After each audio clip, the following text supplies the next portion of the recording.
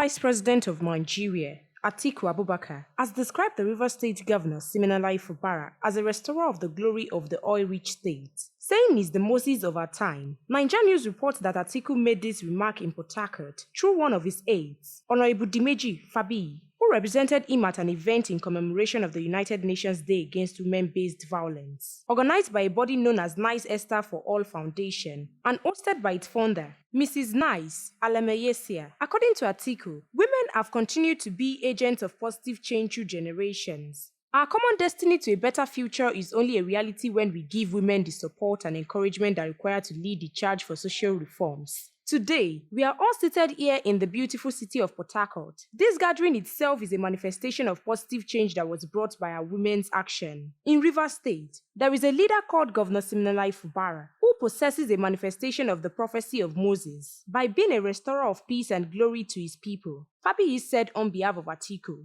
"We give thanks to the Almighty God that He has chosen to add to the many blessings of Rivers State by making His Excellency Fubara the governor of this great state today." The major lessons in the story of Moses is that Moses was raised in the palace of the Pharaoh. Anyone who knows that story very well will know that Governor Fubara is the Moses of today and that the people of Rivers State are God's people, Atiku said. Today in Port Harcourt, we have a governor who has flushed away the footprint of political godfathers who thought they could play God. And today, we are proud and certain that God is on our side, not just in Rivers State but also all over Nigeria. Atiku further urged the people of Rivers State to stand firmly behind Governor Fubara as he leads them, saying, "Fubara is the Moses God has blessed you with to take you to the promised land, and he must be supported by all in the mission." Stay tuned to NaijaNews TV for more news updates.